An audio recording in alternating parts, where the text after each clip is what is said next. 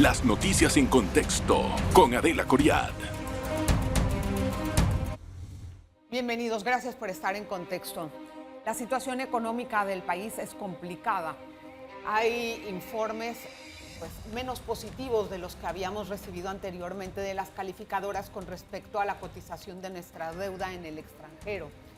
De hecho, algunos de los expertos en este tema o las personas que están acostumbrados a hacer las transacciones de un lado a otro en los mercados internacionales ya dan por perdido el grado de inversión de Panamá. Esto aún no es oficial porque estamos esperando la versión de nuevas calificadoras, de otras calificadoras. Pero esto puede traer para nosotros una situación aún más difícil en términos económicos.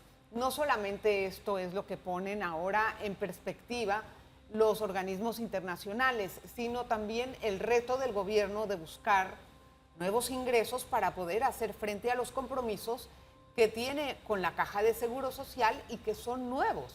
Vamos a recibir con nosotros al consultor financiero corporativo y asesor de inversiones, Eric Molino. Eric, bienvenido. Gracias por estar en Contexto. Muy amable. Gracias por la invitación. Si usted tuviera que hacer, por ejemplo, un balance sucinto de la situación económica del país en este momento, ¿cuál sería? Bueno, nosotros hemos estado viendo que desde hace ya las últimas 2 administraciones hemos tenido un deterioro muy claro de las finanzas nacionales. Nosotros teníamos un speech de venta muy claro para los inversores internacionales sobre cómo funcionaba Panamá. Nosotros somos un país que tiene el canal, que tiene el dólar, que somos grado de inversión y que tiene bajos impuestos. Eso nos había permitido a nosotros tener un crecimiento bastante alto y nos había permitido, digamos, tener el desarrollo económico que todos vimos hace 10 años. ¿Qué es lo que ha estado pasando desde entonces? Al nosotros haber podido percibir deuda, esa deuda, en lugar de estar siguiendo inversión y en lugar de estar empleándola en temas que pudieron haber crecido la capacidad productiva del país y generar empleos, lo que se hizo fue generar empleos a nivel estatal, es decir, un aumento de la planilla. Esa deuda al final lo que estaba era pagando subsidios y estaba pagando exoneraciones fiscales en lugar de estarse invirtiendo, y hoy en día lo que hemos tenido como acumulado post pandemia es que al final las calificadoras de riesgo han estado diciendo que el crecimiento económico se ha desacelerado drásticamente. Si tú ahora estás viendo las últimas cifras que reveló el INEC, tienes un crecimiento de 2.9%, muy alineado a las expectativas que varios de los analistas teníamos y que al final es resultado de que en la medida que han estado ocurriendo una serie de eventos que al final han aumentado la percepción de riesgo país, esa cantidad, digamos, de confianza que se tenía en las finanzas públicas de Panamá ha disminuido y la inversión se ha ido a otros lugares como Guatemala, Costa Rica y República Dominicana. ¿Y para este año, qué tipo de crecimiento esperan? Bueno, los números oficiales en el MEF, cuando tú agarras cuánto se está esperando cerrar en cuanto al PIB, ahorita mismo están esperando que cerremos en 92.6 mil millones de dólares. Eso representa un crecimiento nominal de aproximadamente 6%. Ojalá lo podamos lograr. De verdad que nosotros tenemos que mandar señales de que Panamá, ya habiendo concluido una reforma importante que era la ley de la Caja del Seguro Social, tenemos que continuar diciendo que somos un país pro negocio, un país donde se tiene que respetar el Estado de Derecho y que nosotros queremos que vengan no solamente inversores extranjeros, sino también la inversión local pueda proliferar y que ese comercio pueda llevarnos a que aumentemos la generación de empleo y que eso nos ayude a consolidar el déficit fiscal. Pero usted ve que es muy positiva la expectativa del gobierno. ¿O si compaginan con ese crecimiento? Bueno, al final hay muchos supuestos, ciertamente, ¿no? Entonces hay, digamos, algunas cosas que se tienen que empezar a dar, como por ejemplo utilizar el mecanismo de la asociación público-privada para apalancarse del sector privado para lograr la inversión de infraestructura que necesitamos y que puede generar, digamos, empleos de manera rápida. Pero yo creo que todavía, digamos, hay algunas leyes y algunos, digamos, temas sobre digamos, el tapete que definitivamente tenemos que tener algún tipo de dirección sobre cuándo las vamos a concluir. No lo ven claro. Ahorita tenemos, por ejemplo, en construcción, se está discutiendo la ley del interés preferencial. Tenemos, digamos, bastantes sectores que están relativamente paralizados y todavía yo creo que, por ejemplo, el tema de la incertidumbre, si se va a abrir o no la operación de la mina, está haciendo que a nivel internacional todavía haya cierto recelo sobre querer invertir en Panamá. Esas cosas se tienen que definir para que nosotros podamos tener mayor certeza cuál va a ser el crecimiento para el 2025. Hablando de eso, recientemente Barclays lanzó un informe bien interesante porque aunque nosotros pensemos que las acciones internas no tienen un impacto tan significativo en lo que representa Panamá en el extranjero, nos equivocamos muchas veces. Barclays hizo una lista de 9 elementos que hicieron cambiar la apreciación de la deuda en el extranjero 5 puntos básicos. Por ejemplo, cuando habló Trump en su discurso, se movieron los mercados. Cuando se dijo en el primer debate que no se iba a cambiar la edad de jubilación en la Caja de Seguro Social, ocurrió lo mismo. Por ejemplo, cuando se dijo que se iba a meter una demanda de inconstitucionalidad al contrato de los puertos, pasó lo mismo. Es decir, muchas acciones se están viendo en el extranjero como un país riesgoso. Correcto. Supuestamente es lo que yo interpreto. Si me equivoco, me dice. Y si no, ¿qué es lo que vamos a tener que hacer ahora?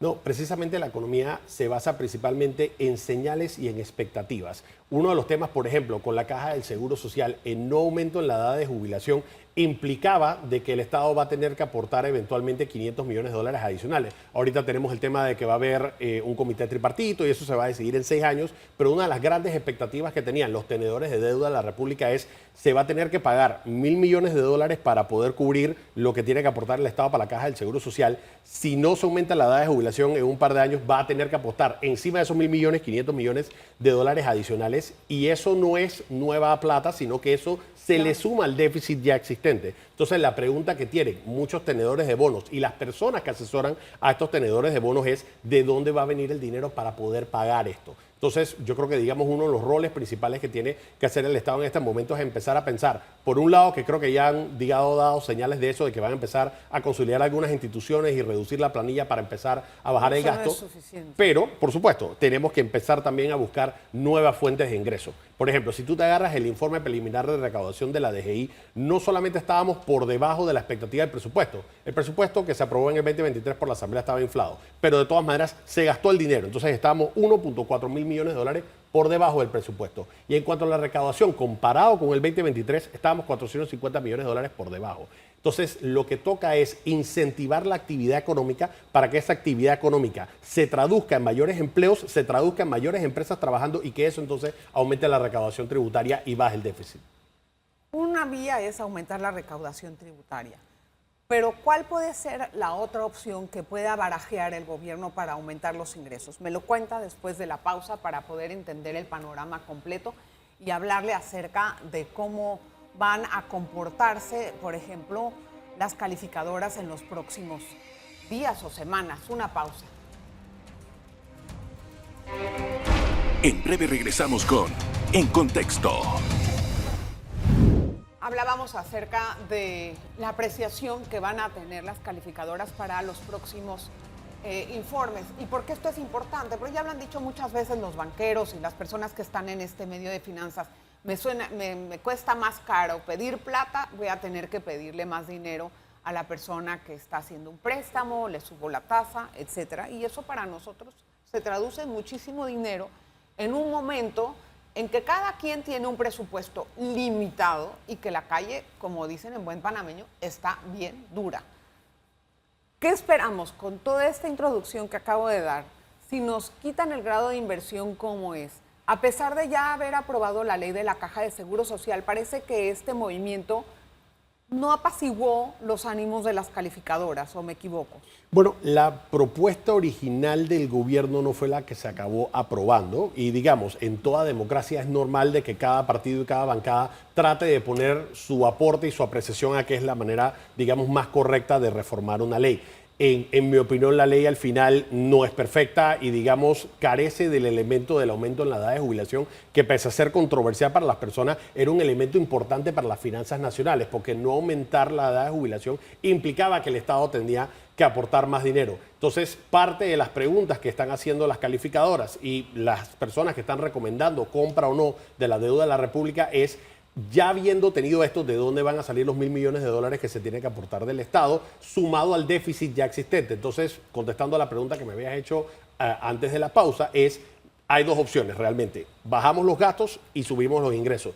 Bajar los gastos, yo creo que está muy claro que lo que tenemos que hacer es reducir y consolidar instituciones, hay que reducir drásticamente la planilla estatal. En cuanto al aumento en la recaudación, yo no pienso que haya que subir los impuestos. Esa es una medida contracíclica que en una situación donde ha subido el desempleo, lo que va a acabar es disminuyendo el poder adquisitivo del panameño y reduciendo el consumo. Lo que tenemos que hacer es ver de qué manera aumentamos la actividad económica. Para que la actividad económica aumente, lo que nosotros necesitamos es certeza y visibilidad sobre ciertas cosas. Como estaba diciendo, no tenemos visibilidad en construcción sobre si se va a aprobar una ley de interés preferencial, que es importante para el sector inmobiliario y la construcción. Necesitamos tener visibilidad sobre qué es lo que va a ocurrir con si la suspensión o no del contrato minero y que su reactivación al final va a acabar generando mayores empleos para el país. Esas son las cosas que nosotros necesitamos saber, no solo a nivel doméstico, sino a nivel internacional, para que las personas puedan saber si Panamá realmente es un lugar en el que sí vale la pena invertir. Mire, don Eric, cuando se declaró inconstitucional el contrato de la mina, se pidió y se dijo mucho cuál va a ser la renta sustitutiva que va a generar el Estado. Y el Estado no ha generado ni una. Claro. O sea, nos hemos quedado esperando a ver qué es lo que se puede hacer con una cosa o con la otra, en vez de tratar de incentivar, de abrir otro panorama. El sector que más ha crecido en todo este bullicio es el turismo. Claro. Pero aún así no estamos claros en materia turística sobre cómo vamos, a dónde vamos, la estrategia que vamos a usar, las estadísticas que tenemos, un millón de cosas. Y eso es una pena. Entonces, ¿qué otras opciones puede tener el gobierno para poder generar ingresos? Además de ayudarnos a los usuarios a pagar con una forma más fácil, por favor, o sea. Claro, y de hecho ahora estás tocando un punto súper importante, porque pese a que hubo varias actividades, incluyendo el turismo, tuvieron un aumento importante el año pasado, eso se vio opacado por la disminución importante que tuvimos en minería. Nosotros tuvimos que 45% de las exportaciones del sector minero cayeron y cuando estamos comparando ahora por qué tuvimos un crecimiento tan bajo, ahí está uno de los principales causantes, porque al final estamos hablando 1.500 millones de dólares menos en relación al año pasado. Entonces no hemos encontrado cómo sustituir esos 1.500 millones de dólares. Pero es porque no nos hemos puesto una meta. Claro. Es decir, también creo yo que habría que elaborar algunas opciones y hacer una estrategia. La adquisición de deuda, o sea, lo que dice Barclays también es que el gobierno no ha acudido a deuda en Estados Unidos, sino que lo ha hecho, creo que en Europa. Correcto. Y también lo ha hecho domésticamente. ¿Qué le dice a usted eso? ¿Tiene miedo el gobierno de adquirir deuda más cara? No necesariamente, siempre es importante diversificar, o sea, hay varios temas financieros de que tú deberías tratar de calzar tu deuda con la moneda que tú usas. Ciertamente nos estamos exponiendo, digamos, a riesgo cambiario en una situación donde se deprecie el dólar en relación al euro, nos va a salir más cara la deuda, pero siempre es importante tener diversificación de diferentes fuentes de ingresos. En cuanto al tema también de los Estados Unidos, nosotros tenemos que recordar de que hay mucha incertidumbre relacionada con el presidente Trump. Sí, entonces, al final, tenemos que estar empezando también a buscar no solamente aliados estratégicos a nivel diplomático en Europa, sino que nosotros también tenemos que buscar otras fuentes de financiamiento que no dependan de Estados Unidos. El tema de la mina ya se convierte prácticamente en un tema también de un asunto contractual y político y de opinión. Es más complicado para poder lograr digamos, un resultado inmediato, próximo. Claro. Yo creo que eso va a tomar más tiempo. Por eso es que estamos necesitando otra fuente de ingresos. ¿Por qué hay tanto desempleo? Bueno, no sé si tanto. ¿En cuánto está el desempleo? Para ser más precisos. Eso es un punto súper importante y va de la mano en por qué ha caído la recaudación tributaria. El desempleo subió en casi 50.000 personas registrado en octubre y ciertamente con la paralización que hemos tenido en construcción en los últimos meses, ese número probablemente debe ser mayor. Nosotros coloquialmente podremos ir validando de que conocemos a muchas personas que a principios de este año han perdido su empleo y al final es una consecuencia de ese desaceleramiento que hemos estado teniendo. Al final, nuevamente, esto se basa en un tema de expectativas. Ya yo creo que se logró con éxito cerrar el tema de la Caja del Seguro Social. No era una ley perfecta, pero por lo menos ya se puede mover adelante, empezar a hablar los otros temas que se necesitaban discutir a nivel nacional. ¿Usted cree que una vez aprobada la ley de la Caja de Seguro Social, las empresas van a poder empezar a contratar gente? No, lo que pasa es que al final prácticamente que tenemos al país paralizado solamente hablando de la Caja del Seguro Social, que por supuesto que era una de las principales, digamos, prioridades de la nación, pero teníamos muchos temas pendientes. Como mencioné, está el contrato minero, está el tema de la ley preferencial y tenemos que nuevamente empezar a activar nuevas cosas que muevan la economía. Por ejemplo, utilizar la asociación público-privada, tratar de ver de qué manera podemos traer más empresas multinacionales a invertir en Panamá. Yo lo sé, pero las empresas están despidiendo gente ahora. Correcto. ya por lo que usted explicó. ¿Hay confianza de la empresa privada en este momento para empezar a hacer una reestructuración de la planilla, para sumar más gente, para ampliarla, una vez que ya sé cuál es la ley de la caja, o es que qué está esperando el sector privado? Bueno, la ley de la caja era uno de los temas que se tenían que hacer, no es el único, por supuesto, no es el único. El país, la verdad es que nosotros hemos heredado un montón de temas que ya tienen varios años estando sobre el tapete. Panamá, si tú te vas a un índice como el de libertad económica, hemos estado perdiendo mucha posición en cuanto a lo que es Estado de Derecho, corrupción, los temas que nosotros recurrentemente estamos hablando acá. Panamá tiene que ahora entonces empezar a focalizarse en ver de qué manera tiene un mejor Estado de Derecho, un gobierno más transparente. Son cosas que, por ejemplo, el presidente habló en sus declaraciones sobre la aprobación de la ley de la Caja del Seguro Social, pero es que la ley de la Caja del Seguro Social no iba a ser la panacea. Era un paso importante que nosotros teníamos que dar como nación, pero ahora están todos los otros temas en los que también tenemos que concluir. Sí, era un asunto pendiente que ya, por supuesto, por lo menos hay una ley, después se verá en la parte de cómo se arregla la situación de inconformidad de algunos sectores. Una pausa, regresamos enseguida. En breve regresamos con En Contexto. Hoy estamos hablando de las perspectivas y el panorama económico del país en este año. ¿Cree usted que se puede cumplir la ley de responsabilidad fiscal que señala el 4%? Bueno, esa ley cuando se aprobó no incluía las reformas de la Caja del Seguro Social porque todavía no se tenía visibilidad de cuánto iba a ser la aportación. O sea que de por sí hay que hacer una reforma que incluya ahora cuáles van a ser las aportaciones que tenga que hacer la Caja, de hacer el Estado hacia la Caja del Seguro Social. O sea que, digamos, respondiendo rápidamente a la pregunta, sí hay que reformarla, incluyendo este, digamos, nuevo avance que no se tenía. Bueno, ahorita mismo estamos hablando que son $1.000 millones adicionales que se tiene que aportar por parte del Estado. O sea que ese déficit va a tener que pasar de 4 a por lo menos 5 o a 5.1. ¿Sabe qué es lo que sería bueno? Que el Estado o que el MEF, que yo espero próximamente lo hagan, dé una estrategia más clara de cuál va a ser la forma de recaudar impuestos. Porque ya nos han dicho la factura electrónica, pero eso... Para nosotros, tal vez yo hubiera esperado otro tipo de instrumentos automatizados para poder lograr un mejor alcance de la recaudación de impuestos. No sabemos a cuánto van a llegar, que nos den una meta. Mira, perdón, pero es importante porque justamente ese es uno de los reclamos de muchas personas cuando se habla del sacrificio que ponen la gente, etcétera. ¿Cómo vas a recaudar impuestos? Mira, parte de la estrategia que tiene que recurrir Panamá a muchos niveles, incluyendo, digamos, en la recaudación fiscal, es que hay que tratar de desburocratizar. La buena práctica que se han establecido en muchos países es la automatización y la digitalización para que a través de cualquier banca privada tú puedas hacer el pago de los impuestos. Lamentablemente nosotros tenemos un tema, no solamente de esta administración, sino desde hace mucho tiempo, en el que es muy difícil para el contribuyente hacer la declaración. ¿Eso qué es lo que habilita? Habilita por un lado la evasión, habilita por otro lado que las personas te entorpeces el proceso del cobro. Entonces, ciertamente parte de la estrategia tiene que incluir algún tema de automatización y digitalización. Es un desastre. Muchas veces el gobierno piensa que el usuario tiene que adaptarse a su horario. Claro. Ridículo.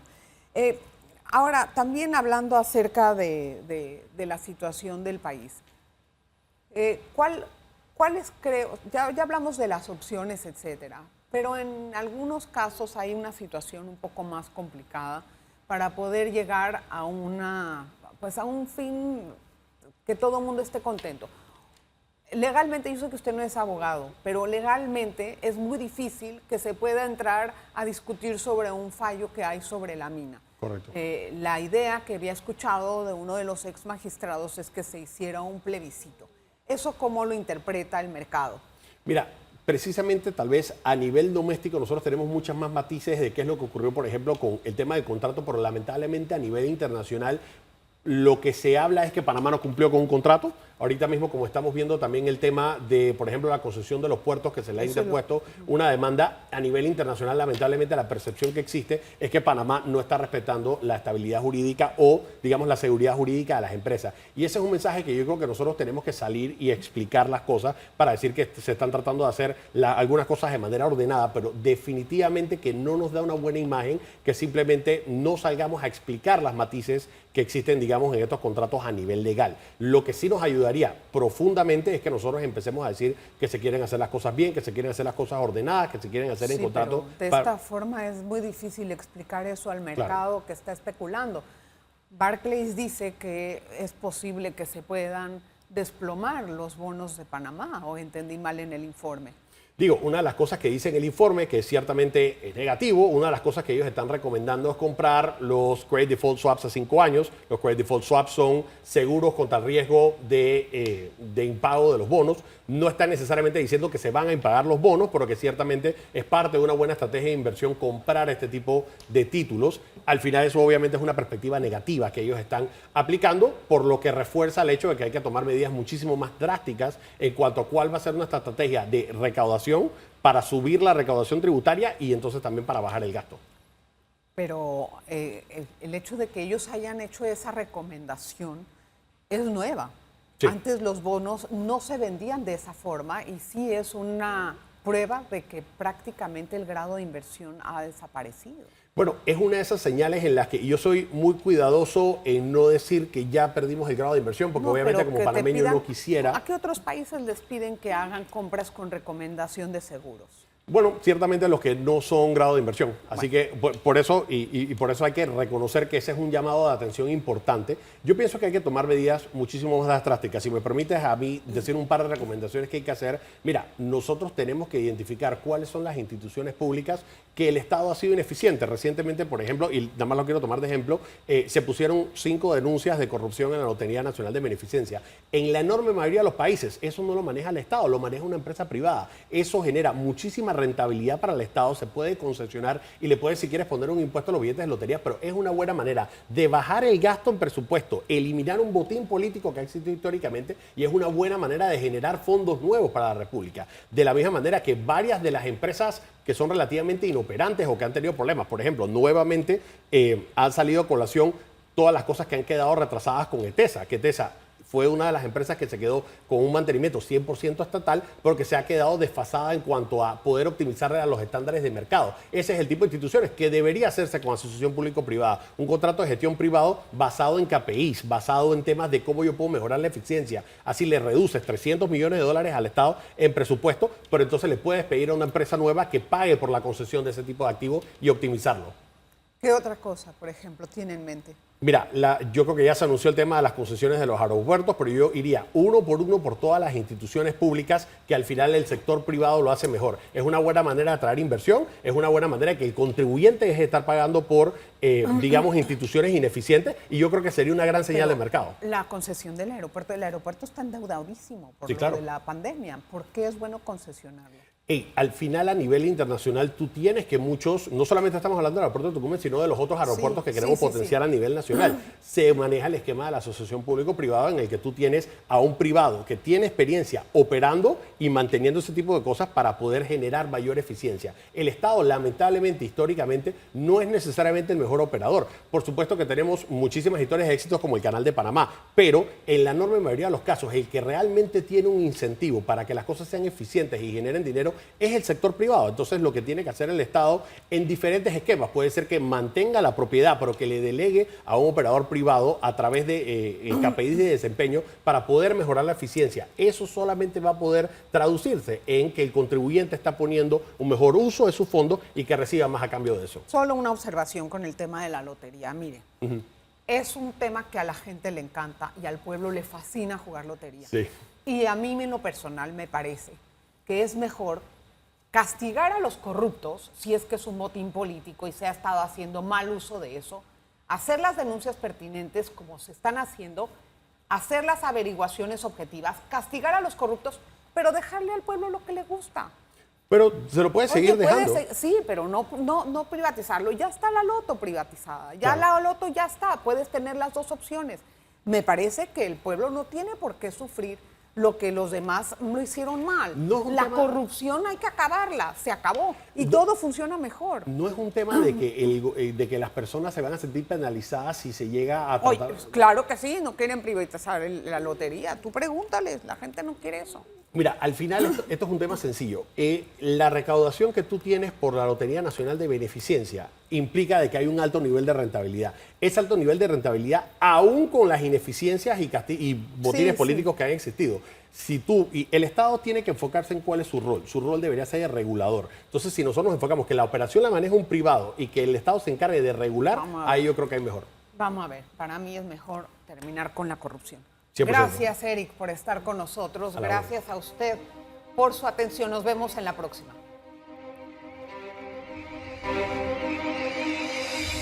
Las noticias en contexto con Adela Coriad.